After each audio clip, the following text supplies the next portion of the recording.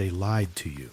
For years, history books, classrooms, and documentaries told you one side of slavery: the men with whips, the chains, the cotton fields, and the cruelty of white masters. But buried beneath that narrative is a silence so deliberate, it's almost sinister, a truth that even the most progressive historians often skipped over because it didn't fit the image society wanted to preserve. What if I told you that not all the abuse came from the men, that behind the polished dresses, the porcelain smiles, and the air of Southern gentility, there existed another face of power, one just as dangerous, just as corrupt, and just as cruel? This is the story they never wanted you to hear. The story of how elite white women, the so-called ladies of the plantation, exploited the enslaved men they owned, not out of love, not out of compassion, but out of domination, boredom, revenge, and power. For generations, the antebellum South painted these women as victims, powerless under their husbands' control. But the truth? Many of them wielded their power in the only way society allowed, by inflicting it downward upon the enslaved. And for black men trapped in that world, that meant enduring a form of suffering that history refused to acknowledge, the unspoken abuse that blurred the lines between servitude and survival. This isn't just about history, it's about how silence protects the guilty, and how every unspoken truth shapes the way we still see gender, race, and power today. In this series, we'll uncover the stories hidden beneath centuries of denial, from plantation records and first-hand accounts to the writings of those who witnessed what the world pretended never happened. So, before we step into the shadows of the antebellum South, do one thing: hit that like button, subscribe, and share this with someone who still believes that history was simple. Because after this, you'll understand it never was. This is the untold abuse of black male slaves by white women. They told you these women were delicate, pure, powerless, but the truth? They ruled their homes like miniature kingdoms. In the antebellum South, every white woman of status, wife, widow, or daughter, had one undeniable right: the ownership of enslaved people. They couldn't vote, they couldn't hold office, but they could buy human beings. They could beat them, they could control them. That's not weakness, that's power, hiding in plain sight. Stephanie Jones Rogers, historian and author of They Were Her Property, uncovered records most textbooks ignored. She found white girls as young as 9 months old being gifted enslaved people by their parents. By age 10, they were managing them. By 16, they were disciplining them. White womanhood in the South wasn't fragile, it was trained in domination. Mistress told me, "You mind me like you mind master," and she could whip me if I didn't. These women learned early that mastery wasn't a man's job, it was a class privilege. Every smile in those plantation portraits hides a hierarchy. Every lace glove concealed a hand that could strike, punish, and command. So when the Civil War storytellers later painted them as saints of the home, mourning, loyal, helpless, that was propaganda. The reality? Many were active architects of slavery's cruelty. They balanced tea sets in the morning and decided who would be whipped before sundown. They didn't just keep order, they enforced it. And that enforcement didn't stop at labor. It stretched into every part of the enslaved person's existence: body, movement, voice, and even intimacy. Because for some of these women, control wasn't enough. They wanted submission, total, personal submission. That's where the story turns darker. That's where the Southern lady drops her mask and shows what she was really capable of. Behind closed doors, the plantation was not just a place of labor, it was a theater of control. And some of the most disturbing performances came from those history painted as powerless. For elite white women, the planter class, domination wasn't only public, it was private, intimate. They lived in a world where they were property to their husbands, yet owned human beings themselves. That contradiction twisted power into something far darker. They could not choose their own political voice, but they could choose who suffered. They could not escape their husband's control, but they could exercise total control over the enslaved. And often, That control crossed the boundaries of labor into the body. Some of these women, isolated in vast mansions and treated as ornaments, discovered one outlet where they could command without consequence their enslaved men. It was never love. It was never equal. It was about power, power enforced through fear, through silence, through ownership. Harriet Jacobs, an enslaved woman who lived through this era, wrote of planters' daughters who forced the strongest men on the plantation to their will. These men had no say, no protection, no voice. Refusal could mean torture or death. Yet history barely whispers their stories, because if we admit this happened, we destroy a cornerstone of the Southern myth, the idea that white women were the moral heart of the Confederacy. But the truth is, many wielded the very patriarchy that oppressed them, turning it inward, weaponizing it against those even lower in society's cruel hierarchy. They used intimacy as discipline, sex as control, affection as ownership. And when the enslaved men resisted, or even looked away, accusations could follow. One word from a white woman could summon a mob, ignite a lynching, erase a life. This was not about passion, it was about punishment, about reminding them that even in silence,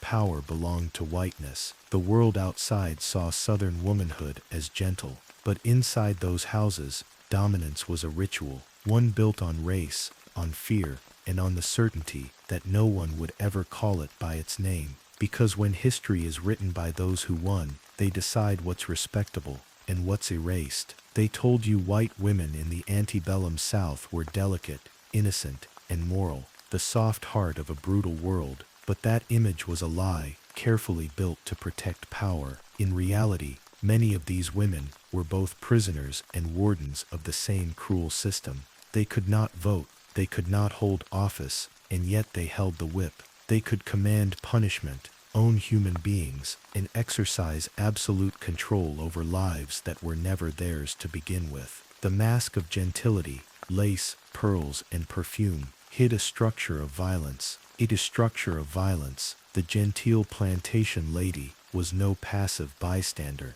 She was a co-author of oppression. Historian Stephanie Jones Rogers exposed this in her book, They Were Her Property. She uncovered testimony from formerly enslaved people who remembered how these women bought, sold, and punished slaves as fiercely as any man. Some even received enslaved children as gifts when they were infants themselves, taught from birth that human life could be owned. Imagine a baby being given another human as property, and growing up believing that ownership was love, that cruelty was duty. When those girls became women, their lessons were already complete. They knew the rules of mastery, the language of dominance, the rituals of control. And when the outside world told them to be silent, submissive, and pure, they found one domain where their power went unquestioned over the enslaved. Within that narrow domain, they could finally command. They could demand obedience, labor, even intimacy, and society would not only allow it, but look away. Plantation diaries tell of women who whipped their servants for imagined insolence, who ordered punishments while their husbands were away, who struck out in jealous fury when an enslaved woman caught a man's eye. Respectability protected them. Southern society insisted that white women could do no wrong, so whatever they did to a black body was automatically justified, either as discipline or defense. If rumors of cruelty spread, neighbors dismissed them as gossip. If an enslaved man disappeared after a disobedience, no one asked questions. The courts, the church, and the press all maintained the illusion white women were virtuous, incapable of violence, incapable of sin. But the walls of those plantations told another story. Behind the curtains, punishment was personal. Some women developed reputations among the enslaved for their temper, for the way their smiles could vanish in a heartbeat. They learned to wield psychological terror, withholding food, separating families, threatening to sell a child. Others used intimacy as a weapon, forcing submission through proximity and fear. For the victims, there was no recourse, no witness, no language to describe what was happening to them. The greatest cruelty of all was how society sanctified the perpetrators. The same woman who could order a man beaten in the morning, might lead a Bible study in the evening, praising obedience and purity. Ministers praised them from the pulpit as angels of virtue. Newspapers printed their portraits as examples of Christian womanhood. Every word of praise was a shield against accountability. The myth of the Southern lady wasn't built to celebrate women, it was built to conceal crimes. Even the abolitionist North clung to that myth. It was easier to believe that only men were cruel, that women were innocent victims of patriarchy. But the truth is more complicated. Patriarchy didn't erase women's agency, it twisted it. Many white women found a sense of control only through domination of the enslaved, using the same system that oppressed them to elevate themselves above someone else. Power trickled downward, and at the bottom of that hierarchy stood the black man, voiceless, vulnerable, and expendable. The hypocrisy ran deep. Southern etiquette books praised compassion and hospitality, yet treated brutality as routine. A lady could read poetry about virtue while an enslaved child cried in the next room. She could smile at guests while a man bled in the field. This split between image and reality was the soul of the antebellum South, a civilization that worshipped grace while practicing cruelty. When the Civil War ended and the South tried to rewrite its past, that same myth of purity became its strongest weapon. The image of the Southern belle, pure, innocent, violated by war, erased the truth of what had happened on those plantations. It turned abusers into victims and victims into silence. Even after emancipation, when formerly enslaved people tried to tell their stories, they were dismissed as liars because they dared to accuse white women. The lie had hardened into history, and that's the legacy that still lingers. Every time we picture the antebellum South as magnolias and ball gowns, we participate in that erasure. The story of slavery is not only the story of men with whips, it's also the story of women who learned to wield them, of mothers who passed cruelty to their daughters as inheritance. Respectability was their disguise, virtue their weapon, and silence their accomplice. To face the truth, we must strip away the mask, because the genteel smile of the Southern lady hides not fragility, but complicity, and beneath it, the echoes of every man she called boy, every life she owned, every name she forgot. They told you slavery was a man's business, that white men owned the plantations, made the money, and controlled every deal. But the records tell a different story. Behind the curtain, white women were not passive dependents. They were active investors in human suffering. They didn't just benefit from slavery, they helped run it. Court ledgers, wills, and bills of sale reveal something shocking. In many southern states, up to 40% of white women from slaveholding families owned enslaved people in their own names, not through their husbands, but directly. They bought, sold, traded, and inherited human lives as capital. Some even took their enslaved people with them into marriage, treating them as dowry, property that would generate income for life. The myth that white women were financially powerless collapses under the weight of these documents. In truth, they built personal wealth on the backs of the enslaved. When a slave woman gave birth, her child automatically became property, another asset. When a slave was rented out for labor, the mistress collected the fee. She might use that money to buy jewelry, fund her social outings, or pay for her children's tutors. Slavery was her portfolio, her inheritance, her financial safety net. Letters from the 1830s show women negotiating slave sales, complaining about lazy workers, or bargaining for better prices. One Georgia woman wrote to her brother that she had made a fine profit selling a boy of strong limbs. Another bragged that she had cleared her debts by hiring out a seamstress. This was not passive participation. This was economic mastery wrapped in social grace. Even the language hid the horror. They didn't call them people. They called them hands, servants, or help. It allowed them to talk about buying and selling lives the same way men talked about trading horses. The system sanitized exploitation through polite vocabulary, and women learned that language well. The power was not just in ownership, but in management. When husbands were away on business or at war, Plantation mistresses ran the estates. They managed harvests, distributed rations, and decided punishments. They signed ledgers and receipts. They calculated profits and losses, and when the laborers underperformed, they made the call: a whipping, confinement, or sale. To the outside world, she was the perfect lady, but inside the plantation, she was the boss. The enslaved called her mistress, and her word carried the same weight as her husband's.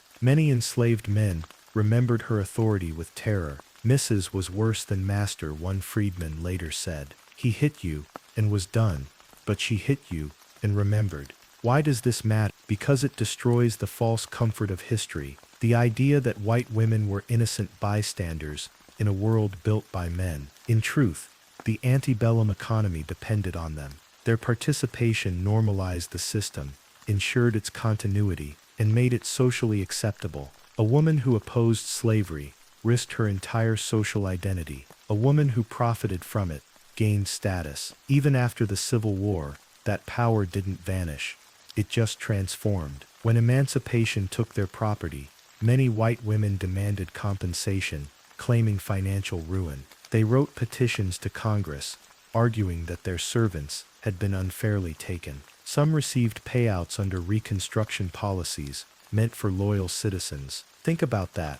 Women who had owned other human beings were paid by the U.S. government as victims, but their influence ran deeper than money. They shaped ideology. Through churches, schools, and children's education, white women became the moral engineers of the South. They taught their sons that slavery was a natural order, their daughters that blackness meant servitude. They were not just maintaining an economy, they were manufacturing a worldview. And when the war was lost, it was these same women who helped build the myth of the lost cause, rewriting slavery as a noble institution and the Confederacy as a chivalric dream. They wrote memoirs, raised monuments, and led social organizations that sanctified their fathers and husbands as heroes. They replaced the image of the whip with the image of the magnolia. In doing so, they washed blood with nostalgia. White women's financial power during slavery is one of history's best-kept secrets, not because it was rare,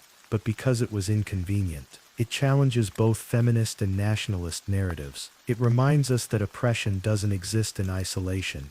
It's a network, and privilege flows through it in every direction. These women were both bound and empowered by patriarchy. They lacked rights, but they wielded control. They were property owners, and yet part of the property-owning class. To tell this truth isn't to condemn womanhood, it's to expose complicity. The Southern Belle was not a powerless figure. She was the co-author of an empire built on bondage, wealth built on wounds, and elegance built on exploitation. And perhaps the greatest proof of her power is this. Even now, when we speak of slavery, we still picture the white man with the whip. We almost never picture her. They told you the mistress of the plantation was innocent, a porcelain doll trapped in the shadow of her husband's cruelty. But that story was a lie, crafted to hide a darker one. Behind those shuttered windows, power twisted into something intimate, obsessive, and cruel. History remembers the brutality of white men, the auctions,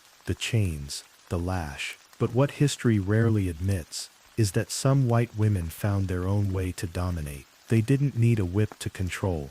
They had proximity, privilege, and the unspoken power of race. In the private rooms of the plantation house, enslaved men lived under a different kind of fear, not of the master's hand, but of the mistress's desire. Her smile could summon, her silence could condemn. For the enslaved, there was no safety in either. White women of the elite planter class were raised within contradictions. Society demanded that they be pure, pious, and submissive, yet their lives were surrounded by the constant presence of enslaved men, men they owned but could never publicly acknowledge as equals. These men were forbidden to look them in the eye, yet expected to serve their every need. That imbalance, racial, sexual, and social, created a tension that sometimes erupted into exploitation. When historians and writers dug into testimonies from former slaves, particularly the interviews conducted in the 1930s by the Federal Writers Project, They found scattered but consistent stories of white women who blurred the line between authority and abuse. The enslaved men could never refuse. Consent was meaningless. To resist was to risk death,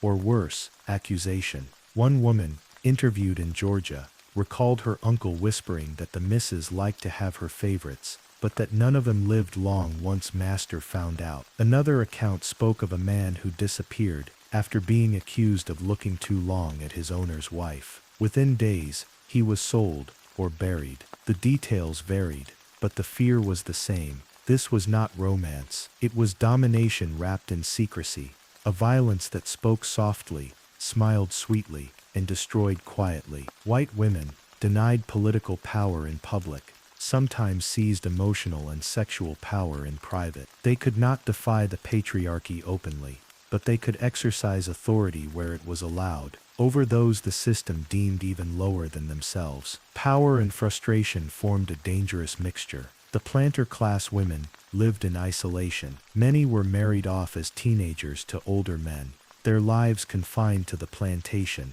They were expected to maintain beauty, obedience, and silence, even as their husbands took enslaved women as concubines. That humiliation, that constant reminder that even their femininity was owned, festered, and in some cases that pain mutated into cruelty. Some women turned their anger inward, others outward. They punished enslaved women for pregnancies that weren't their fault. They whipped, starved, and humiliated those who reminded them of their husband's infidelity. But the same dynamic existed toward enslaved men, only it played out differently. With them, power wasn't about punishment alone. It was about control through intimacy, about proving that even the strongest black man could be made to submit. In some households, enslaved men were chosen to serve inside the house, polishing silver, tending the stables, or attending to personal needs. That proximity blurred boundaries. For an enslaved man, every movement, every word was dangerous. A glance could be misread. A silence could be interpreted as defiance. And a command to stay could mean anything. If he complied, he was degraded. If he refused, he could be whipped, sold, or killed. That's the impossible trap of powerlessness. Every choice leads to punishment. Historians now speak of this as the hidden dimension of slavery, the one that cannot be recorded in neat ledgers or preserved in museum glass, because it happened in silence, and silence leaves no fingerprints. But the trauma of that silence survived in memory, passed down through generations, often without words. This isn't the story that fits cleanly into Hollywood scripts or textbooks. It's the story that makes audiences shift uncomfortably, because it reveals that oppression isn't only about race or gender, but what happens when both collide in a system that rewards cruelty. White women weren't only victims of patriarchy. Some became its enforcers, wielding the only kind of dominance they were allowed: sexual, racial, psychological. And yet, the history books rarely mention them. Their actions were quietly erased under the myth of Southern virtue. Their cruelty was recast as fragility. Their victims were silenced by fear, by shame, by history's selective memory. The result? A distorted story, one that paints white women only as victims, and black men only as laborers. The reality is far more complicated, and far more disturbing, because power, once tasted, doesn't need permission. It only needs opportunity. And in the world of slavery, white women had both, even if no one was supposed to see it. The next chapter exposes what that power looked like when it exploded into violence. Not just emotional or sexual, but physical. Because for some of these women, cruelty became a kind of performance. The deeper you look into the Southern myth, the more you realize that cruelty wasn't always hidden behind closed doors. Sometimes it was performed, ritualized, a spectacle designed to remind everyone who held power, even when that power came from the most unexpected hands. By the time you reach the late 18th and early 19th centuries, the plantation wasn't just an economic machine. It was theater. Every gesture, every punishment, every whisper reinforced hierarchy. And for some white women, whose own lives were stripped of freedom, that stage became the only place they could command fear. After years of isolation, humiliation, and neglect. Some mistresses turned violence into performance. Their rage wasn't random. It was strategic, expressive, a statement to both the enslaved and the men who ignored them. They couldn't stand on the floor of Congress, couldn't own property independently, couldn't vote, but on the plantation, they could destroy. One record from Louisiana described a mistress who ordered her enslaved male servant to kneel before guests, not to pray, but to demonstrate obedience. Another from Mississippi told of a woman who burned the hands of a young man for dropping her porcelain tea set, laughing as she said, "Now he'll remember who serves who." These weren't isolated incidents. They were echoes of a system that fed on spectacle, because fear needed witnesses. The more dramatic the act, the longer the silence it created afterward. The enslaved understood this. Every time a punishment unfolded before others, it was meant to do more than harm a body. It was to carve obedience into memory. And when that cruelty came from a woman, it confused that power dynamic even further. It forced the enslaved to confront a horrifying truth that gentleness, femininity, and maternal grace could coexist with sadism. In the testimonies that survived, there's a haunting duality, a sense that the women who inflicted pain often believed they were correcting or teaching. They spoke the language of morality while performing brutality, and this made the violence feel justified, even righteous. One former enslaved man, interviewed decades after emancipation, said quietly, "Mrs. She would make me kneel and pray before she struck me. Said God was watching to make sure I learned." His voice broke when he said it, but I don't think God watched her the same way. It's a line that cuts through time, because it captures what so many never said outright, that religion itself was often twisted into a weapon of control. Many white women were raised to see themselves as moral guardians of the home, the spiritual center of the plantation. So when they punished, when they humiliated, they often believed they were fulfilling divine order, restoring discipline, protecting purity, maintaining God's design. But under that veneer of righteousness was something rawer: jealousy, resentment, sexual repression. The same women who punished enslaved women for the sins of adultery often turned that same energy toward enslaved men, masking desire with cruelty. They would touch what they were forbidden to touch, and then destroy it to erase the evidence. Some historians have called this the theater of control, a hidden form of warfare fought inside the house. When a white mistress whipped, burned, or shamed an enslaved man, she wasn't just punishing him, she was reclaiming her sense of power from a world that denied her any. But that reclamation came at a monstrous cost. There were rumors, stories whispered even among whites, of mistresses who went too far. One from South Carolina was said to have killed a male slave after he refused her advances, claiming he had attacked her. Her husband believed her without question. Another from Virginia had her servant castrated in secret, claiming he had looked with intent. No evidence was needed. Her word was enough. Her word was law, because in that world the white woman's accusation was untouchable. It didn't just destroy lives, it rewrote them. The image of purity, of virtue, became a shield behind which violence could thrive unchecked. And when emancipation finally came, those stories didn't vanish. They were buried, sanitized. The South rebuilt its identity around the mythology of the Southern belle, delicate, innocent, tragically loyal to a fallen cause. The truth of what some of those women did behind closed doors didn't fit that image. It couldn't. It would shatter it. But the enslaved remembered. Their descendants remembered.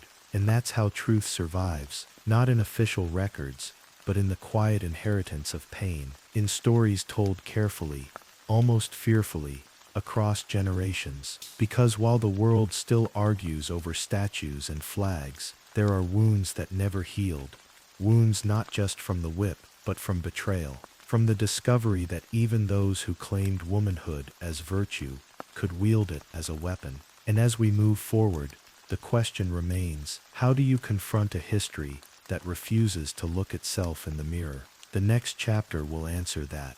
by showing how, even after emancipation, the same dynamic of accusation and control followed black men into a new century. The plantation burned, but the myth of the innocent white woman lived on, and it would become one of the deadliest lies in American history. Freedom was supposed to mean an ending, the chains broken, the laws rewritten, the nightmare over. But for millions of newly freed black men, emancipation didn't bring peace. It brought new terror. The faces changed, the tools changed, but the lie remained the same. The most powerful weapon of the slave era, the white woman's word, survived the collapse of the Confederacy, and it became the spark that ignited one of America's darkest centuries. In the years after the Civil War, the South was humiliated, shattered, and vengeful. Its economy was gone, its social hierarchy in ruin, but the myth of white purity and the need to protect it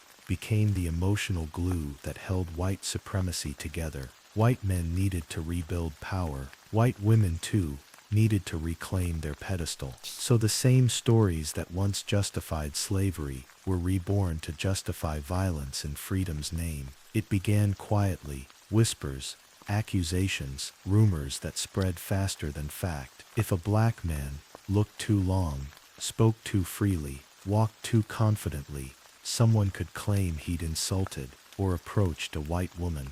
No proof was needed. The accusation alone was enough. Within hours, mobs would gather, and just like that, the plantation's cruelty turned public again. Only this time, it had a new stage, the town square. The first documented lynchings of freed black men often began with the same script: to protect our women. The lie was so powerful, it turned murder into moral theater. The very same society that once ignored the abuse of enslaved women now claimed to be defending white womanhood from black beasts. It was projection disguised as justice. Between 1870 and 1950, thousands of black men were lynched in America, and the majority of those killings were justified by false accusations involving white women. Newspapers printed their names, towns gathered to watch, photographers sold postcards of their bodies as souvenirs. It wasn't justice, it was ritual.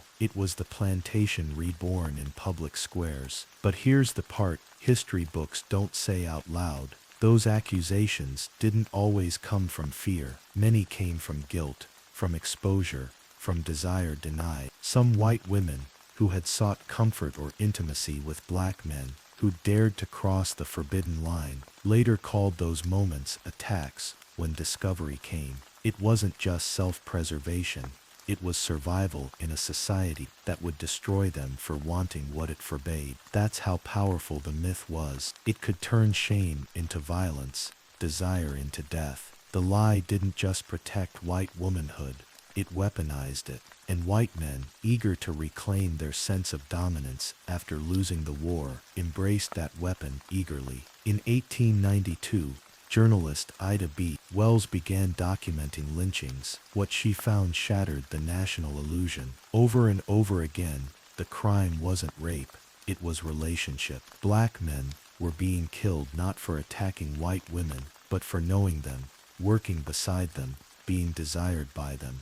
Wells wrote, "The old threadbare lie that Negro men assault white women is the excuse, not the cause." That sentence was revolutionary. It exposed the entire system as performance, a spectacle of control masquerading as moral outrage. In the most chilling part, some white women participated. Some pointed fingers knowing what would follow. Others stood silent while mobs gathered under their names. Wells called them the silent partners of murder. But not all were silent. A few spoke the truth, confessed love, friendship, innocence. Those who did were ostracized, banished, erased. The system could not afford honesty. It could only survive on the lie. From Mississippi to Oklahoma, Georgia to Texas, the story repeated. A glance, a word, a rumor, and a man was dead. Towns burned, entire communities, like Tulsa's Greenwood district in 1921,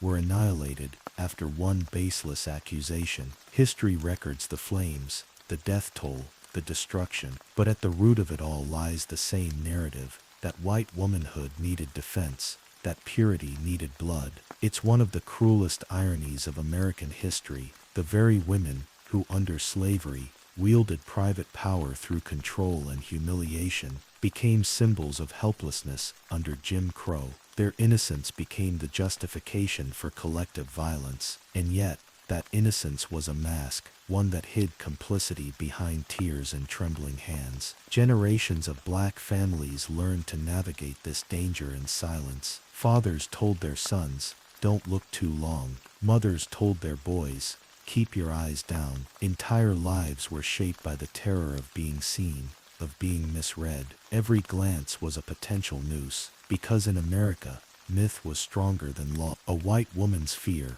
real or imagined, could erase a black man's life, and that wasn't an accident. It was design, a continuation of the old plantation logic: white femininity as the justification, white masculinity as the enforcer, and black existence as the target. But beneath the terror, something else was growing: resistance. Black journalists, writers, and preachers began to tell the truth publicly. They refused to let the lies stand unchallenged. Ida B. Wells, in particular, became the enemy of an entire nation's illusion. She published the names, the stories, the hypocrisies. Her words were bombs, elegant, precise, and devastating. "A Winchester rifle," she wrote, "should have a place of honor in every black home." It wasn't a call to violence. It was a call to self-respect, to survival, to refuse victimhood.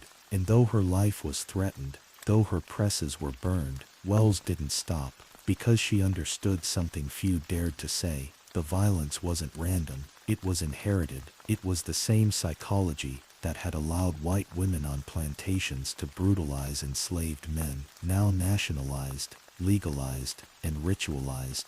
The faces had changed, but the fear had not. The same myth that excused abuse now justified murder, and behind it all, America told itself a comforting story: that the violence was defense, not domination, that the blood was justice, not jealousy. But history never forgets, and even buried beneath a century of lies, the truth still hums like a pulse: that power, when built on myth, will always feed on the bodies of the innocent. They didn't bury the lie. They filmed it.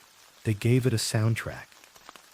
They painted it in sepia tones and called it heritage. When the lynch ropes began to loosen, when the mobs slowly faded from public streets, America didn't end the myth. It rebranded it, and Hollywood became its new plantation. In 1915, the film The Birth of a Nation premiered. It was hailed as a cinematic masterpiece, the first feature-length film ever made in America. Presidents praised it. Crowds filled theaters for months. But beneath the technical innovation was something monstrous: a full-length defense of white supremacy.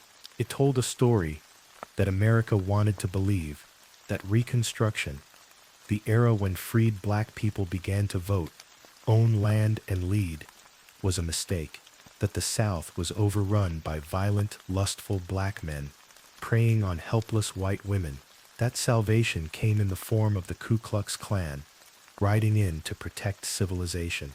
The audience cheered as Klansmen rode across burning screens, rescuing trembling white damsels from caricatured black beasts. The film ended not with justice, but with restoration.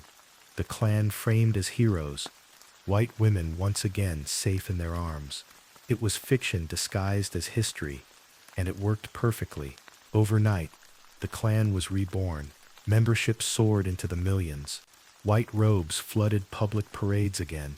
The same story that had justified slavery and lynching now played on every American screen, and the nation applauded. This was how the myth evolved, no longer whispered from porch to porch, but projected into the collective imagination. Every frame reinforced a hierarchy older than the country itself: white womanhood as purity, black manhood as danger, and white violence as virtue. It wasn't just that The Birth of a Nation lied. It rewired the American subconscious. It told people not what was true, but what felt true. It turned centuries of abuse into entertainment, recasting the abuser as the protector and the victim as the threat.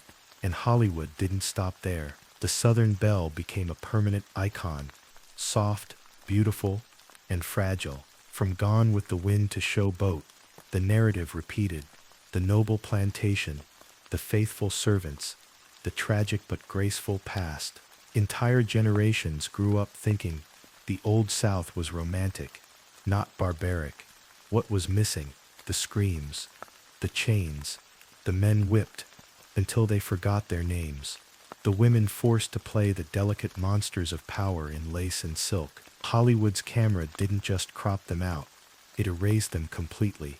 But the damage wasn't just cultural, it was psychological. Every time those films played, they trained Americans to see guilt where there was innocence, danger where there was humanity. And that lens persisted. When a white woman screamed in a courtroom in 1931, accusing 9 black teenagers of rape, the Scottsboro Boys, the country didn't see boys, it saw monsters. When a white woman named Carolyn Bryant lied about a young boy named Emmett Till in 1955, the country didn't ask for proof. It simply remembered the story it had always been told. White woman in danger, black boy guilty, and so, a 14-year-old child was tortured and killed, not because of evidence, but because of a myth America refused to bury. Each generation found its own way to retell the same narrative. In the 1960s, race mixing became a national scandal. In the 1980s, the super predator myth painted young black men as threats to society. In the 2000s, mugshots filled news broadcasts while white killers were called troubled. The costumes changed, but the script didn't. The archetype of the endangered white woman and the dangerous black man still sells, in courtrooms, in campaign ads, in police reports. That story never died. It just modernized. But here's the truth buried beneath it all. Those women, the pure damsels of history and fiction alike, were never powerless.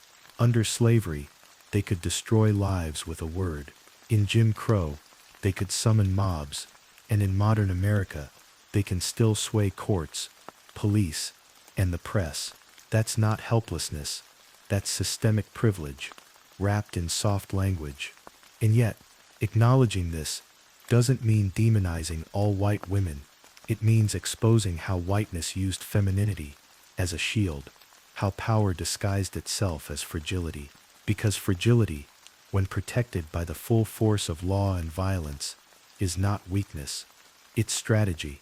That's what the birth of a nation truly celebrated. Not courage, not heroism, but the institutional power of white womanhood to justify anything. It cemented an illusion so strong that even today, its echoes shape who gets believed, who gets feared, and who gets killed. But the myth is cracking. Modern filmmakers, historians, and artists are reclaiming what was stolen, the full, unedited truth. From documentaries to fiction, a new generation is turning the camera around, forcing the audience to look where history told them not to. The plantation isn't gone, it just learned to hide behind screens and stories. But every story, no matter how tightly controlled, eventually unravels. And when it does, the light that enters is blinding. Because to understand America's obsession with protecting its purity, you have to ask, purity from what? From truth, from accountability, or from the faces of those it once dehumanized. History's most dangerous lies are the ones told beautifully, and in America, the lie of innocence has been told better than anywhere else. They said the plantation ended, the whips were gone, the chains were broken, but the system just changed its uniform, and the myth that justified it never left. It evolved.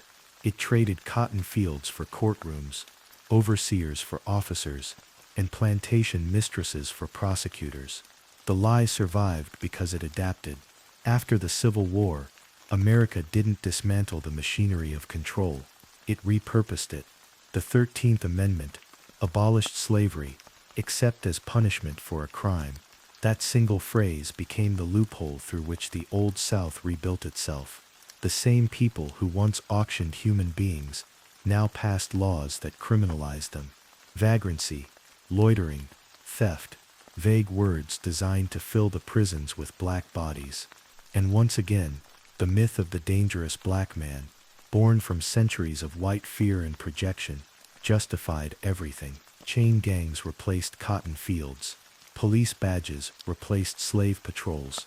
The plantation economy reappeared under a new name, convict leasing. Corporations and state governments grew rich off free labor, while millions of black men were branded as criminals.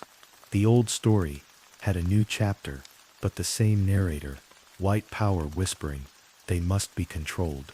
And at the center of it all remained the same weapon that had justified every act of violence before, the idea that black men were a threat to white womanhood. That lie became the spine of America's social order. Between 1870 and 1950, more than 4,000 black men were lynched in the United States. And when you look closer, you see the same pattern repeat: rumors, accusations, whispers of impropriety toward a white woman. No trial, no evidence, just spectacle. The white mob became judge, jury, and executioner. Newspapers called it justice. Ministers called it defense of virtue. The same moral panic that white women once used to cover their own cruelty now became the rallying cry for public murder. And when the bodies hung from trees, those same women often stood beneath them, not as victims, but as witnesses, sometimes with picnic baskets, sometimes with their children, because this wasn't about protection, it was about power. You see, lynching wasn't just a punishment, it was a ritual, a ceremony meant to remind everyone who ruled this country, who got to live, and who could be killed. Even after lynching faded from the headlines, the logic behind it stayed alive in the legal system. Courtrooms replaced trees, police replaced mobs, but the myth stayed the same. Fast forward to the 20th century, the case of the Scottsboro Boys in 1931. 9 young black men, falsely accused of assaulting 2 white women on a train in Alabama. No evidence, no consistency in testimony, but within days, 8 of them were sentenced to death. The women's stories later unraveled, one even recanting entirely. But it didn't matter.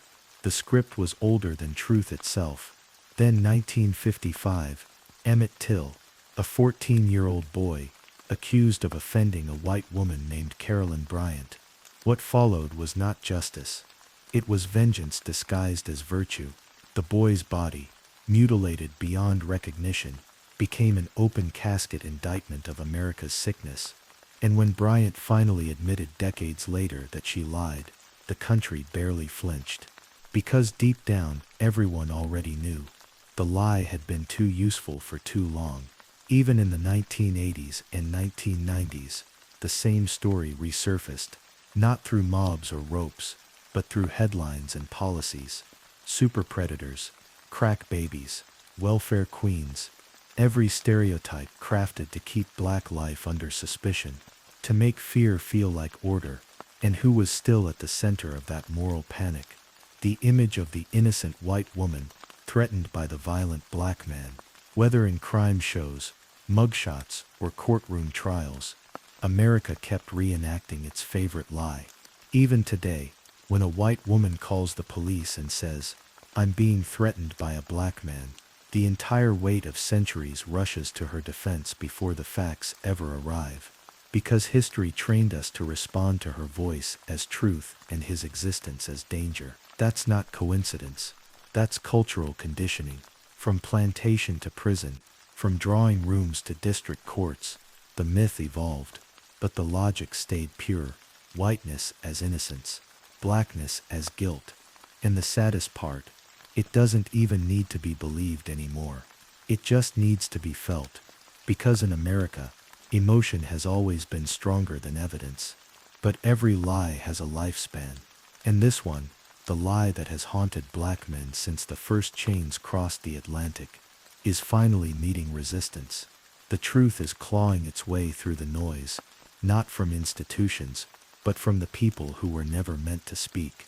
Historians, filmmakers, and storytellers are reassembling what was shattered, testimony by testimony, archive by archive. They're naming the lie, exposing the silence, and showing how power disguised itself as fragility. Because the real story of America isn't one of progress versus prejudice, it's one of memory versus denial. And every time the truth is spoken aloud, that old story, the myth that once ruled everything, loses its power. The spell only worked because silence kept it alive. For generations, white womanhood was painted as purity itself, the fragile flower of the South. But what made it fragile wasn't innocence. It was power, disguised as virtue. When history is written by those who benefit from forgetting, truth becomes rebellion. That's why reclaiming this story isn't about blame.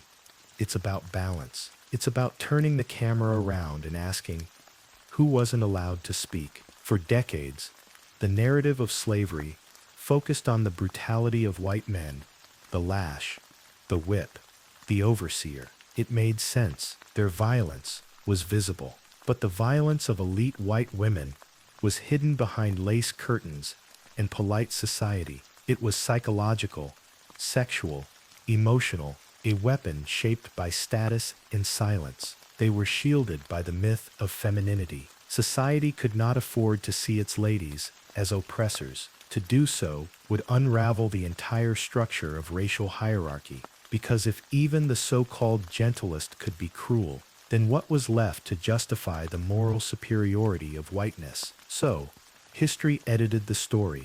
Textbooks spoke of benevolent mistresses who tended to the needs of their slaves. Films romanticized the plantation house as elegant and tragic, never violent, never monstrous. But the voices of the enslaved remembered. They told the truth in fragments, in oral histories whispered to interviewers, in songs coded with double meanings, in family stories that survived long after the chains were gone. Those stories told of mistresses who punished their servants in jealous fits, of women who used affection as ownership, intimacy as humiliation, of white women who learned from birth that their control over black bodies was the only form of power society would ever allow them. And that's what makes the story so twisted. These women were not powerless. They were powerful in a world that refused to acknowledge it. Power hidden behind a smile is still power. Reclaiming the narrative means telling this truth without shame, without fear, without erasure. It means understanding that oppression is not a male-only weapon. It's a system anyone can wield if they benefit from it. Today, when scholars revisit this history, they're not rewriting it, they're repairing it. They're filling in the blank spaces left by centuries of denial. Books like They Were Her Property, by Stephanie Jones Rogers, exposed how white women were active participants in the economy of slavery, buyers, sellers, punishers. They weren't victims of circumstance. They were architects of a system that rewarded cruelty with comfort. And in that uncomfortable truth lies liberation. Because only when we see the full picture, when we stop protecting false innocence, can we finally dismantle the roots of racial myth itself. It's not about guilt, it's about honesty. For too long, America has looked at its history like a cracked mirror, only seeing reflections that flatter. But real healing starts when we stop turning away from the fractures. This isn't just about the past. The same patterns echo in modern systems, in who's believed, who's punished, who's portrayed as dangerous, and who's defended. The imbalance began on the plantation, but still shapes the courtroom, the classroom, the media frame. The spell is breaking. You can feel it in the way new generations question everything they were taught. You can see it in films, art, and classrooms, where students no longer whisper when they speak the word slavery. They analyze it, dismantle it, humanize it. The old mythology, the one that cast white women as delicate saviors, is collapsing under the weight of truth. And what rises in its place is not hatred, but clarity. Because when you remove the mask, you don't just reveal the oppressor, you also reveal the system that made her possible. And once you see that system clearly, you can never unsee it again. History doesn't end when the books close. It lingers in habits, in hierarchies, in who gets to feel safe and who doesn't. The plantation is gone, but its psychology never left. The image of the white woman as something to be protected, even at the cost of black lives, still floats through American consciousness like smoke from an old fire. That's the inheritance of silence. It's not just about what was done, it's about what was never unlearned. Because when a society builds itself on the idea that one woman's tears are more valuable than another man's blood, you don't need whips anymore. The lie does the work on its own. You can trace it across time like a scar. In the 19th century, that myth fueled lynch mobs. White women's accusations, real or imagined, became death sentences for black men. In the 20th, it echoed in courtrooms where black boys like Emmett Till were condemned by whispers. And even now, it surfaces in subtler ways, in the viral videos of white women weaponizing fear against black men, in parks, stores, and sidewalks. It's the same script, written centuries ago, performed again and again. The stage has changed, but the roles haven't, because the myth never really died. It adapted. It put on modern clothes and called itself concern. It became the unspoken assumption that a white woman's fear is automatically credible, and a black man's presence is automatically threatening. That's not a coincidence, that's inheritance. For generations, the silence around white women's role in slavery protected that myth from scrutiny. It allowed society to imagine them as victims of patriarchy, not beneficiaries of white supremacy. But that's the uncomfortable truth. Both things can be true. They were oppressed by gender and empowered by race. They suffered under patriarchy, but enforced it on others, and because that nuance was erased, the dynamic never healed. It simply evolved. The plantation mistress became the sympathetic housewife. The slave owner's daughter became the teacher, the employer, the juror. Women taught to see their own safety as sacred, even when it endangered someone else's. This is the legacy of unexamined empathy, when compassion is reserved for those who look familiar, and suspicion is reserved for those who don't. But the silence that once protected the myth is breaking. Scholars, activists, and storytellers are naming it for what it is: the unspoken alliance between innocence and power, because innocence, when weaponized, becomes dangerous. Think about the Amy Cooper incident in Central Park, a white woman calling the police on a black man, fully aware of the danger that call could create. That wasn't confusion, that was performance, a reenactment of a centuries-old hierarchy, instinctive, inherited, rehearsed by culture itself. The same emotional script that once justified lynchings now plays out through phone calls, social media outrage, and subtle fear politics. It's the plantation logic in a modern accent. To break it, white womanhood must confront its own reflection, not as victim, not as villain, but as a participant. Because true equality demands accountability, not comfort. The silence must become confession. The myth must become lesson. This isn't about assigning guilt across generations. It's about recognizing patterns that still shape power today. Until those patterns are named, they continue unchecked, disguised as instinct, morality, or even politeness. And every time the old myth is challenged, every time someone refuses to believe that fear equals truth, the system loses a little more of its hold. It's not enough to say that was the past, because the past isn't gone. It's in the laws that still favor some voices over others. It's in the headlines that still frame innocence and danger along racial lines. It's in the way America still teaches its daughters to fear and its sons to be feared. The inheritance of silence is heavy, but silence can be broken. And when it breaks, it doesn't just reveal the truth, it reveals possibility, the chance to rebuild womanhood, not on fragility or fear, but on integrity and courage. That's the real revolution, when those once protected by the myth become the ones who dismantle it. Because only then can history stop repeating itself and start healing instead. The story didn't end when the plantations fell silent. The system simply changed its form, and the power it built adapted like a virus.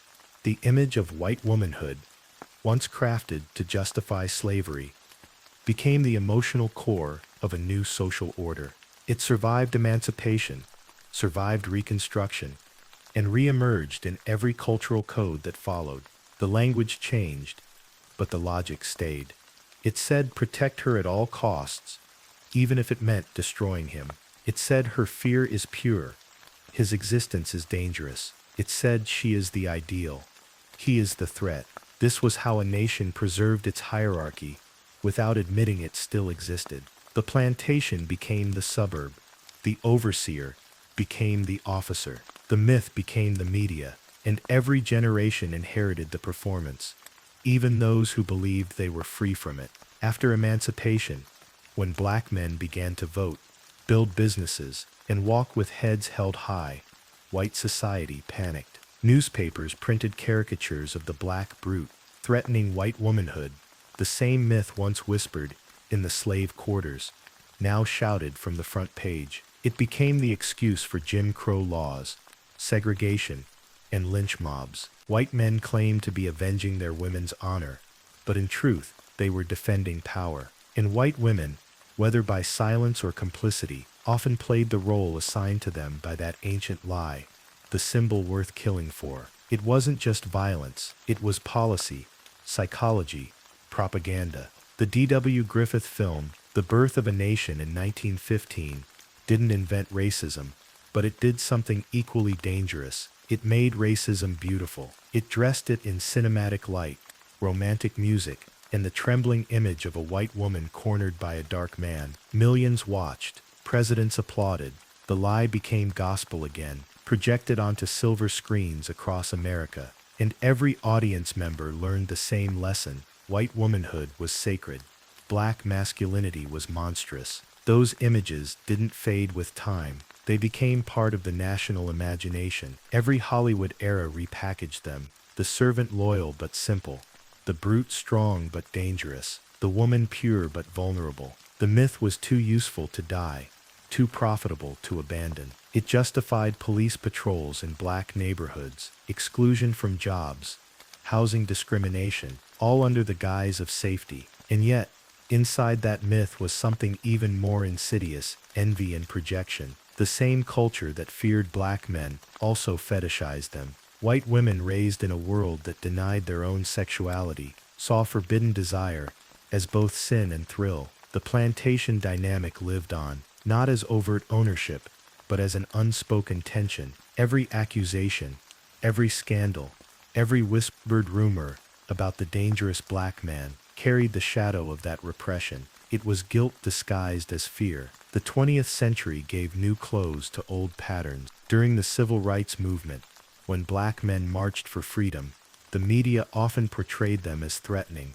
not because of what they did, but because of what they represented: independence. The same independence that once provoked fear in plantation wives, now provoked anxiety in housewives watching television. White womanhood, conditioned to see its safety as fragile, clung to systems that promised protection, even when those systems thrived on oppression. Even feminism, in its early waves, carried the residue of that hierarchy. Many white women fought for liberation from men, but not necessarily for equality with black women. They sought freedom within whiteness, not beyond it. They could speak of empowerment while ignoring how their privilege still rested on the subjugation of others. It was the same selective empathy, polished and intellectualized. You can see echoes of that today, in the corporate world, in politics, in everyday interaction. The white woman who calls the police on a black neighbor isn't acting out of spontaneous fear. She's performing a role that's been rehearsed for generations. She knows, consciously or not, that the system will believe her. She knows the performance works, and the fact that she knows is proof that history still breathes. The echoes reach everywhere. They appear in the way the media describes victims and suspects, who gets a high school graduation photo, and who gets a mugshot. They appear in the way justice is served, who is forgiven, and who is feared. They appear in the quiet discomfort some people feel when power begins to shift, when the protected image of innocence is no longer untouchable. And yet, something is breaking. The myth is unraveling, slowly, painfully, inevitably. More white women are beginning to confront the story they inherited, to ask who it protected and who it destroyed. Scholars, artists, and descendants are peeling back the layers of history, forcing a reckoning that can no longer be postponed. That's the beauty of truth. Once spoken, it can't be silenced again. The archives are open now. The stories of the enslaved, their testimonies, their journals, their memories are being reclaimed, restored, and heard in their own voices. The veil of innocence that shielded white womanhood for centuries is thinning, replaced by something rawer but realer: accountability. This is where transformation begins, when people stop defending the illusion and start listening to the truth beneath it, when society stops worshiping false purity and starts honoring shared humanity. The echoes of plantation power can only fade when the silence that sustains them is shattered. When white womanhood no longer means protection built on someone else's pain, when justice no longer depends on performance. We are standing at that crossroads now, between repetition and rebirth, and history is watching to see which path we choose. They lied to you. They told you slavery was just about labor,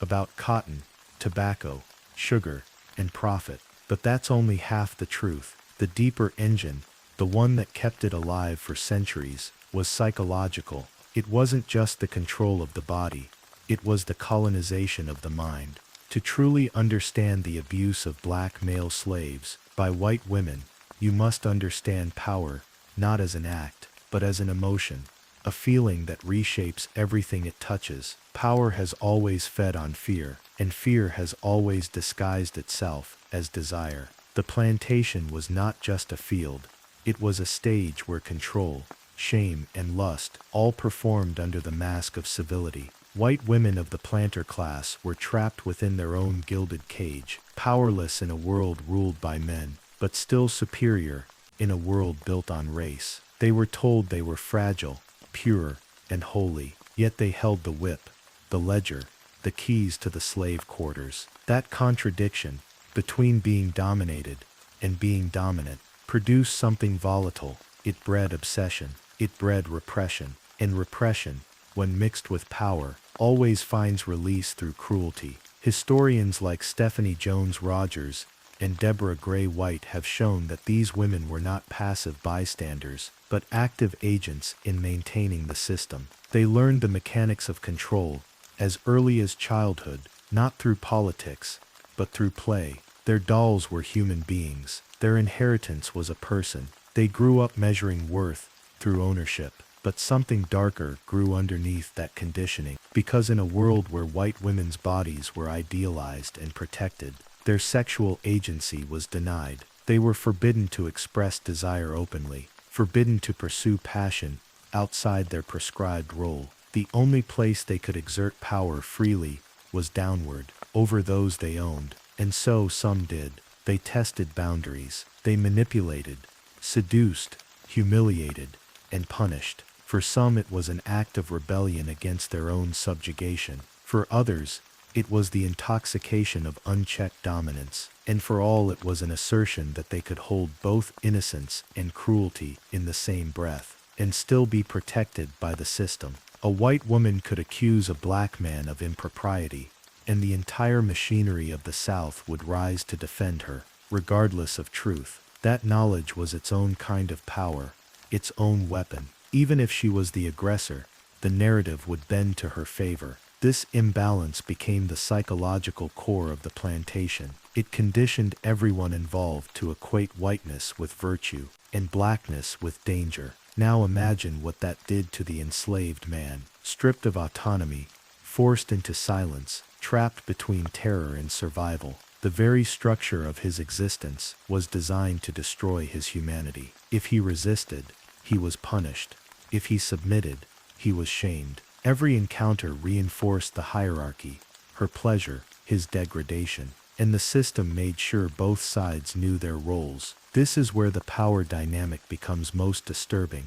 because it wasn't only about violence, it was about inversion. The same women who preached morality and virtue by day could commit acts of cruelty and domination by night, and the hypocrisy was invisible because the world refused to see it. Their gender granted them a shield, their race granted them absolution. Power, when denied legitimate outlets, mutates. It seeks expression and control of others, of emotions, of narratives. The white women of the plantation had learned to suppress their own rage, their own frustration, their own desires. They couldn't defy their husbands, so they dominated the enslaved. They couldn't own their own lives, so they owned others. It's a grim cycle of projection, pain transforming into power through cruelty. And yet that power was always fragile. It depended on illusion, the illusion of purity, of moral superiority, of helplessness. If the myth of white womanhood cracked,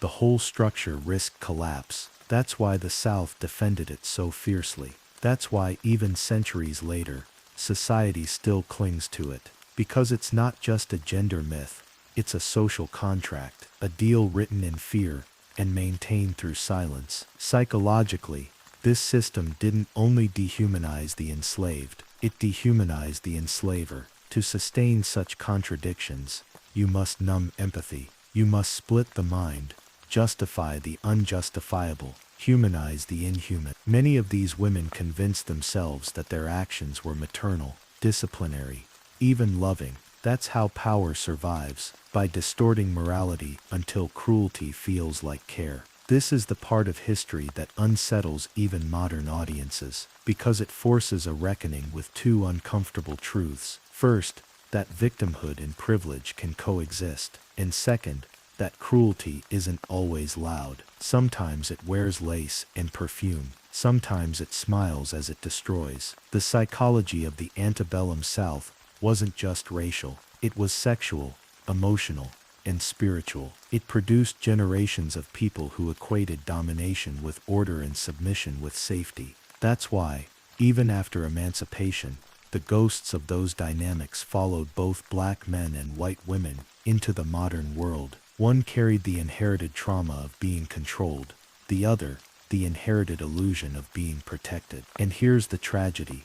Both were imprisoned by the same lie. The next chapter of this story isn't just about history, it's about inheritance, about how those old emotional codes still live beneath modern culture, modern politics, and modern relationships, about how power learned to hide behind politeness. The question is, have we really left the plantation behind, or just repainted it?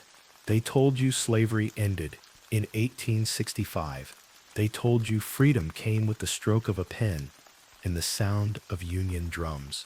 But that was only half the story, because when the chains came off the wrists, the system simply changed its name. The plantation didn't die. It evolved. The truth is, the end of slavery wasn't the end of control. It was a rebranding of it. What used to be enforced with whips and auctions became enforced with laws, debts, and lies. After emancipation, America didn't rebuild, it restructured. The white elite of the South, men and women alike, refused to surrender the power that slavery had given them.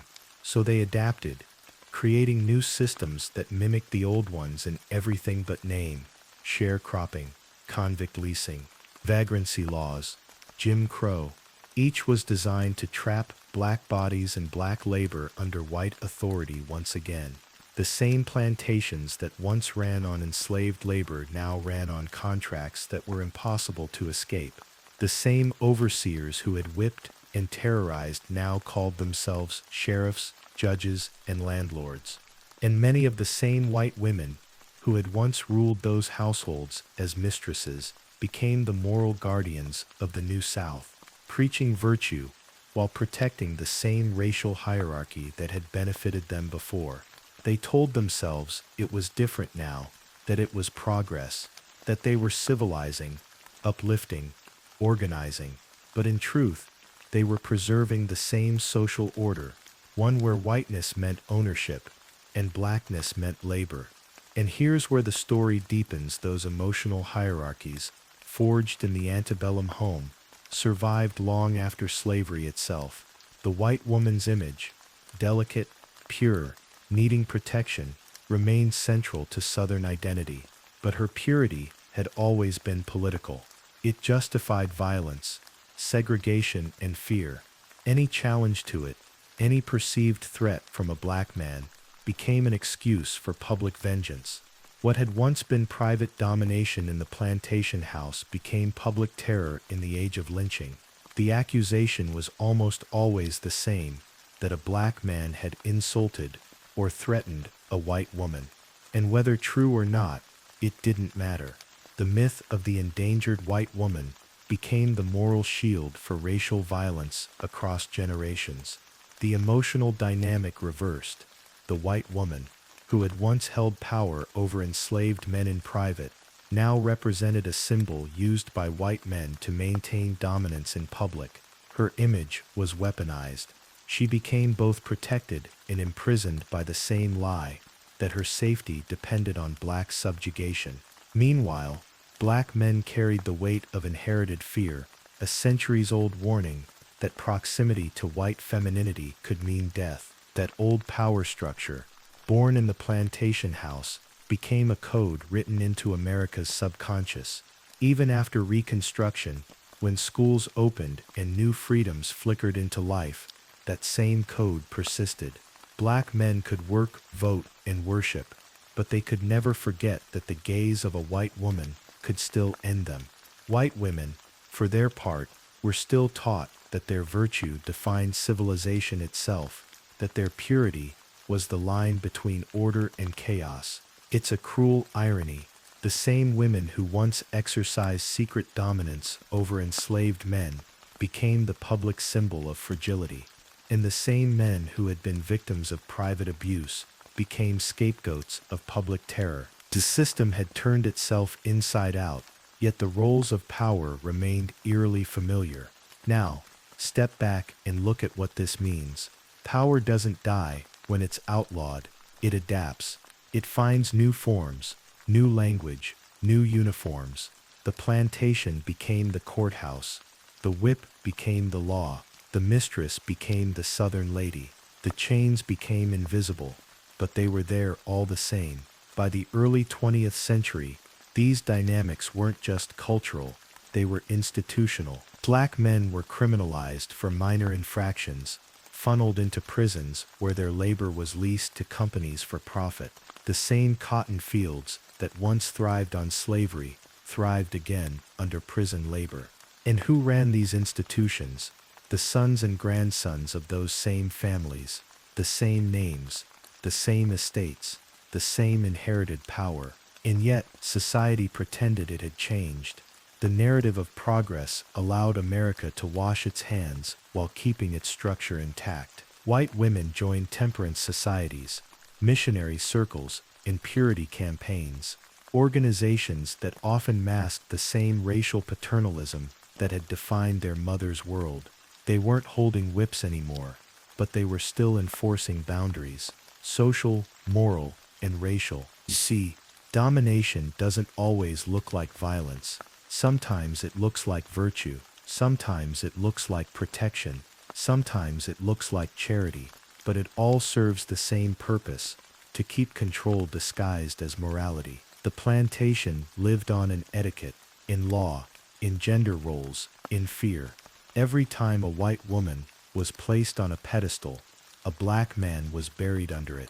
Every time Southern culture romanticized the old ways, it was really mourning the loss of power. The end of slavery didn't erase the plantation, it expanded it. It turned it into an idea that could live anywhere, in homes, in churches, in policies, even in silence. So when people say, that's history, they're missing the truth, because history isn't gone, it's absorbed. The plantation is not just a place, it's a psychology, a design of power that America still hasn't unlearned. And that brings us to the next part of this story, the inheritance of trauma. The way these old hierarchies, written in blood and silence, were passed down generation after generation.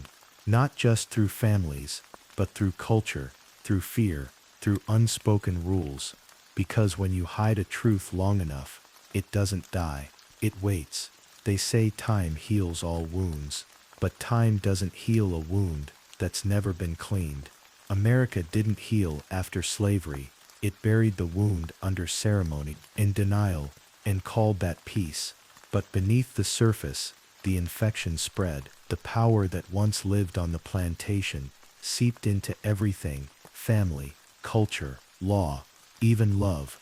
The inheritance wasn't just land or money, it was memory, a script written in blood, handed down like a family Bible. White families passed down the myth of innocence, black families passed down the memory of survival. One side inherited privilege, disguised as pride. The other inherited trauma, disguised as silence. In the Old South, a white woman could still inherit status through her femininity. She was taught that her role was moral, protective, pure, and that the preservation of the race, the home, and civilization rested upon her shoulders. That ideology didn't vanish after emancipation.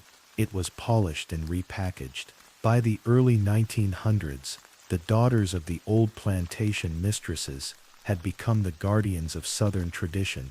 They joined women's clubs, purity leagues, and reform societies. They fought for women's rights, but not for all women.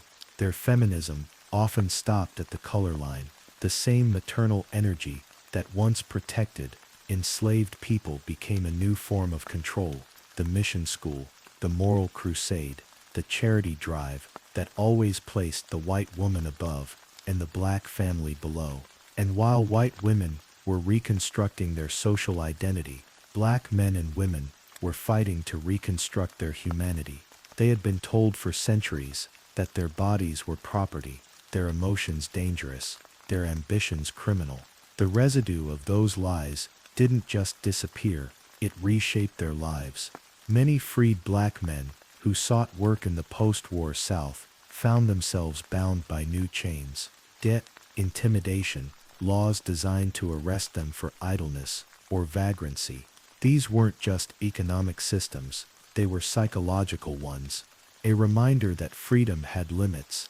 And on the other side of that divide, the children of white mistresses learned that dominance was natural, that being obeyed was their birthright. Even without plantations, that social training endured. It lived in the way white women were treated, in the way black men were feared, in the way history was written. The silence around what white women did to enslaved men became part of that inheritance too.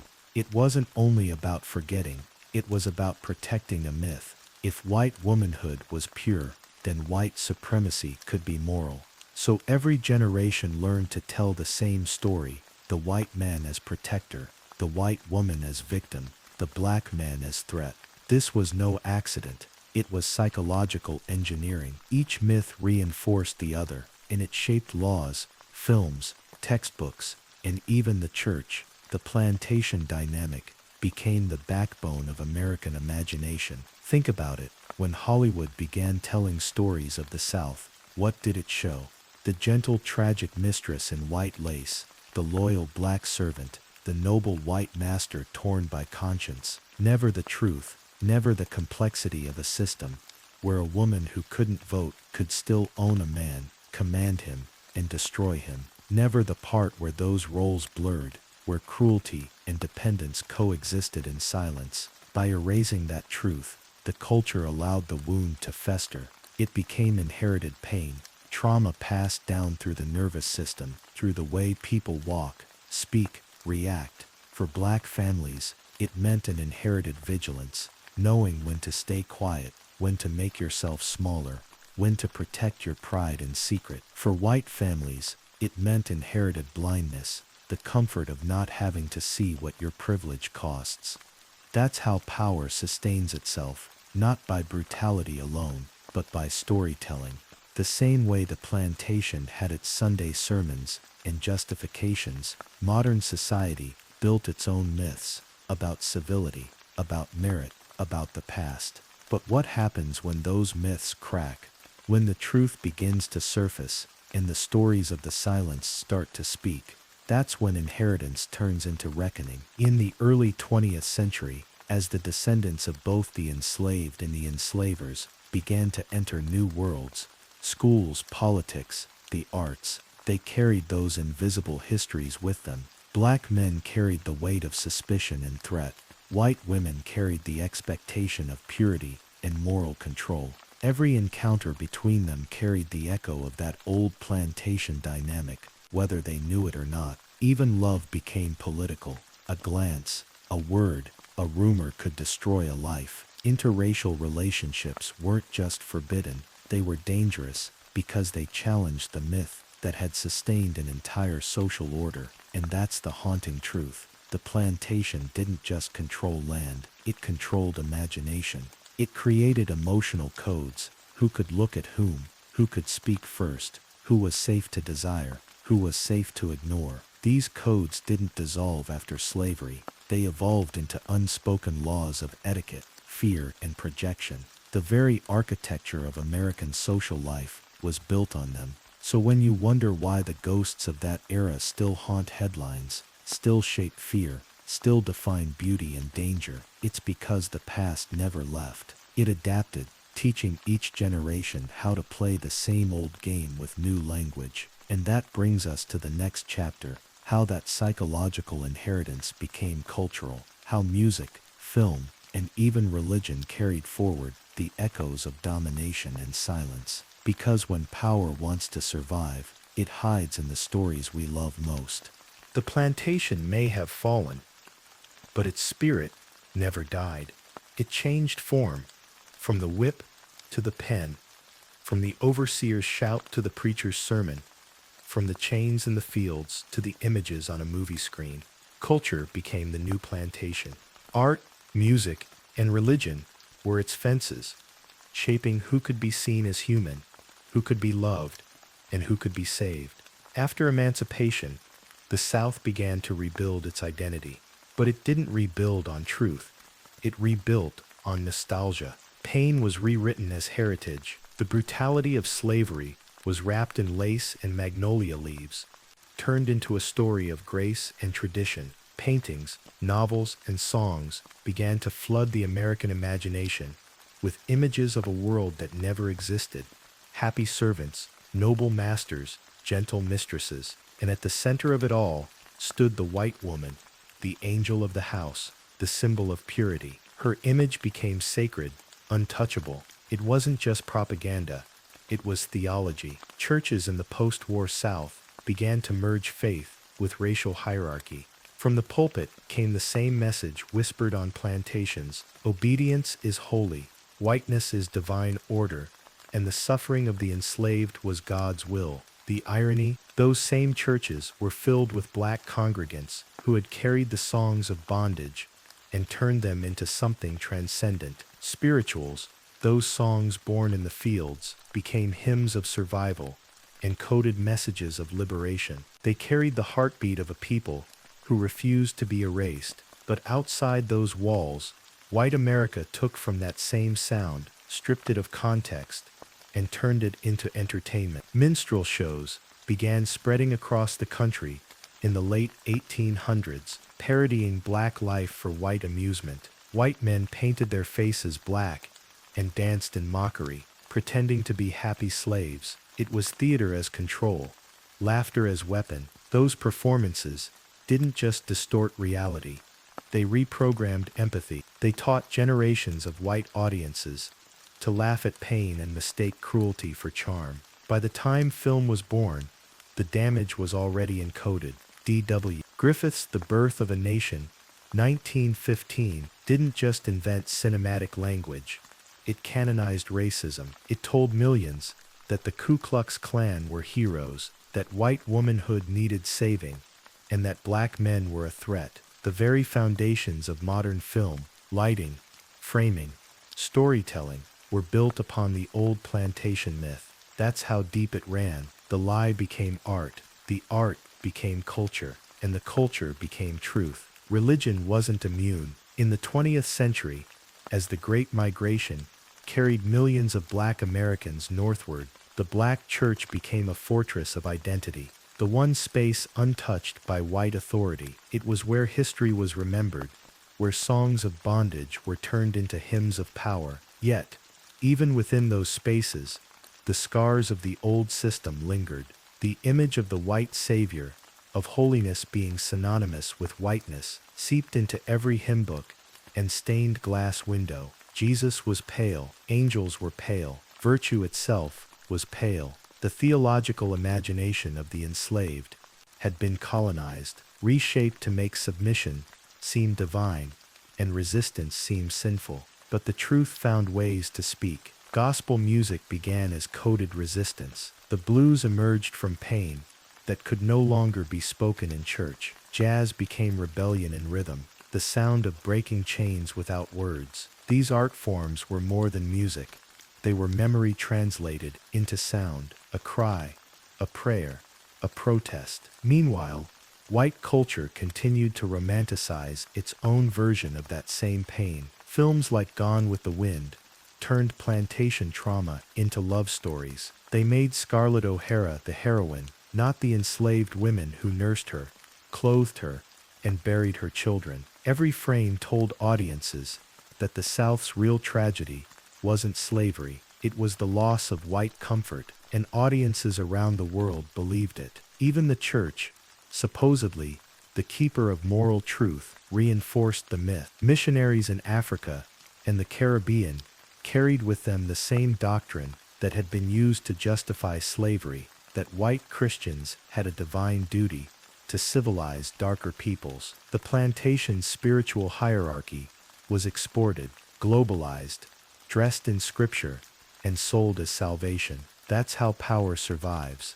It changes language, not meaning. It becomes culture, and culture becomes invisible. But the victims never forgot. In sermons, in songs, in whispered stories passed down between mothers and sons, the truth survived, like a coded map. It wasn't written in history books, but it lived in rhythm and tone, in the way an elder paused before saying a name, in the way a blues line bent a note just slightly too long, as if the sound itself remembered something unspeakable. This is what historians often miss, that trauma isn't just emotional, it's artistic. A culture built on domination must constantly produce beauty to disguise its ugliness, but a culture built on survival turns that beauty into a weapon. So when we talk about American art, jazz, gospel, film, literature, we're not just talking about creativity. We're talking about resistance and disguise, about two nations writing their memory in the same space, but in different languages. And as the 20th century moved forward, those languages began to collide. The lie could no longer remain art. It had to face reality. Because when truth starts to sing louder than myth, culture begins to crack. And when culture cracks, empire trembles. Next, we enter the moment where that tremor became an earthquake, when the stories the South had buried began to rise in the civil rights era, when history itself demanded to be rewritten. For centuries, the stories of black male slaves, especially those abused by white women, were buried beneath layers of silence, shame, and myth. But by the mid-20th century, that silence began to fracture. The civil rights movement wasn't just about laws or marches. It was about reclaiming history, demanding that the untold truths finally be heard. The lie that had long defined America's racial narrative started to unravel as brave voices emerged, refusing to accept the distorted stories passed down by generations of white supremacy. Activists, writers, and historians began peeling back the polished veneer of the lost cause, exposing the raw wounds underneath. This was not an easy task. Truth, after all, is often the most dangerous weapon against power. In this time of upheaval, the untold abuse of black male slaves by white women, once taboo and ignored, was thrust into the spotlight. For the first time, survivors' descendants and scholars dared to speak openly about the sexual violence that had been wielded as a weapon of control, a sinister inversion of the supposedly sacred white womanhood myth. These stories challenged the comforting fictions about purity and victimhood, revealing a brutal reality of exploitation and fear. The stakes were enormous. White supremacy had long depended on the image of white women as untouchable icons of virtue, the justification for lynchings, Jim Crow laws, and racial terror. To expose the truth was to threaten that entire foundation. But this reckoning was necessary. It tore at the heart of America's identity, demanding honesty over denial. Writers like Toni Morrison, whose groundbreaking novels peeled back the layers of history and memory, helped amplify these silenced narratives. Through her work, readers glimpsed the complex realities of black bodies trapped within systems that commodified and violated them. The sexual politics of slavery were no longer whispers behind closed doors. They became urgent conversations about power, race, and trauma. In classrooms and courtrooms, in churches, and on street corners, the civil rights movement forced America to confront the ghosts of its past. The old plantation myth began to crumble under the weight of truth. As testimonies poured in, songs of pain echoed louder, and images that had long been censored emerged. But this revelation was not just about the past. It was a call to action, an insistence that America's future be built on justice, not lies. The stories of abuse weren't simply historical footnotes.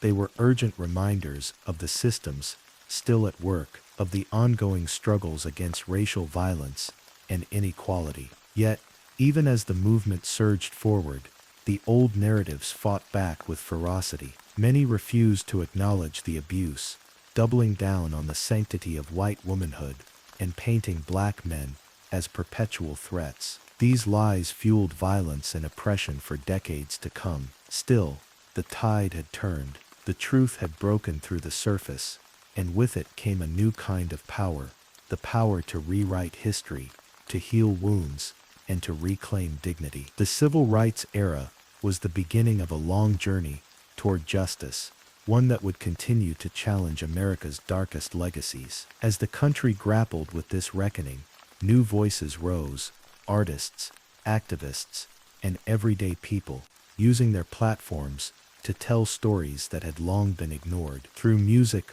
literature, film, and protest, they kept the conversation alive, refusing to let the past be forgotten or distorted again. And so the truth became a weapon of liberation, piercing the silence imposed by centuries of oppression. The civil rights movement was more than a political revolution.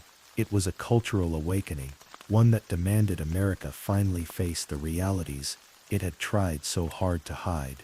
The scars left by the abuse of black male slaves at the hands of white women didn't vanish with the end of slavery or the civil rights movement. Instead, they echoed through generations, weaving into the very fabric of black identity in American society. This trauma, often unspoken and misunderstood, has shaped relationships, perceptions, and power dynamics in ways we're still unraveling. The silence around this painful history created a legacy of distrust and complicated narratives around race, gender, and sexuality. Black men have frequently been stigmatized, stereotyped, and criminalized, the direct consequence of the twisted myths that originated during slavery. These false narratives painted black men as hypersexual predators, justifying ongoing violence and systemic discrimination. But the truth is far more complex. The abuse by white women wasn't about desire or passion. It was about domination and exploitation, a brutal exertion of power rooted in white supremacy. Understanding this distinction is crucial to dismantling the harmful stereotypes that persist today. Within black communities, this legacy of abuse and silence has left deep wounds. Families were torn apart, and the trauma passed down silently, manifesting in psychological and emotional pain that often goes unaddressed. Healing requires confronting this painful past honestly and compassionately. At the same time, society's refusal to acknowledge this history fully has made it difficult to break free from its grip. The criminal justice system, media portrayals, and cultural attitudes continue to reflect and reinforce the biases rooted in these long-ago abuses. The myth of white womanhood, as inherently pure and victimized, persists, while black men bear the brunt of suspicion and control. Yet, there is hope. Across the country, new generations are reclaiming these narratives, telling their own stories and demanding justice, not just legal, but cultural and emotional. They challenge the falsehoods, seek restorative healing, and work to build a future where truth, empathy, and equality are the foundation. Therapists, educators, and activists are beginning to address the intergenerational trauma that stems from these histories. They emphasize the importance of mental health, community support, and open dialogue as tools for healing. Breaking the silence isn't easy, but it's necessary for progress. In art, literature, and media, creators are exploring these themes with renewed urgency.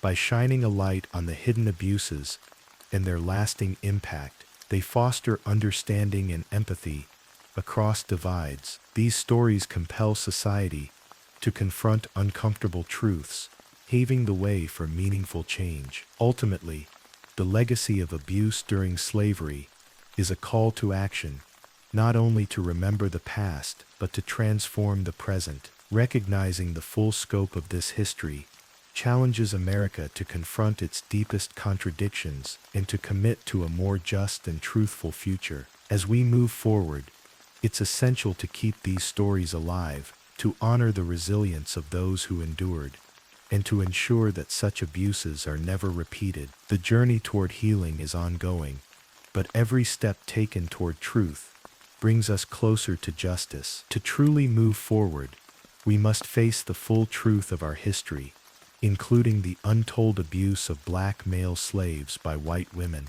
Reckoning with this painful past is not about assigning guilt to individuals today, but about understanding how systemic power and trauma have shaped generations and how those forces still operate beneath the surface. Healing begins with acknowledgement. It requires society to break the silence, dismantle harmful myths, and open space for honest conversations about race, gender, and power. Education plays a crucial role, integrating these truths into history lessons, public discourse, and cultural narratives to foster empathy and awareness. At the community level, healing demands support systems that address intergenerational trauma, mental health resources tailored to the unique experiences of black men, along with platforms for storytelling and shared healing, can help repair wounds left invisible for too long.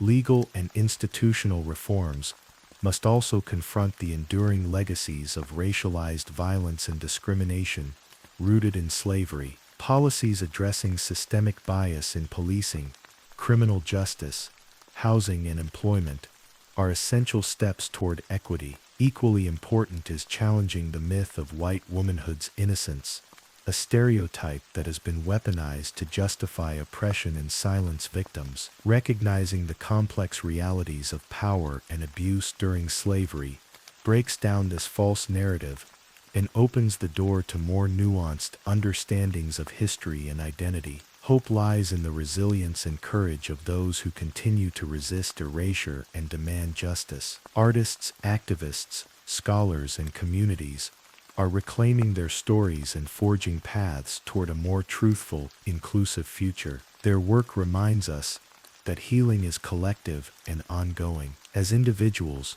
we can contribute by educating ourselves, listening to marginalized voices, and confronting the uncomfortable truths of the past. Through empathy and action, we honor the memories of those who suffered and affirm a commitment to justice for future generations. The untold abuse of black male slaves by white women is a chapter of history that has long been ignored, but it can no longer be hidden. By confronting this legacy with honesty and compassion, We take a vital step toward healing a nation still wrestling with the shadows of its past. This is not just a story of pain, it's a call for understanding, transformation, and hope. Because only by facing our history fully can we build a future where freedom, dignity, and equality are realities for all.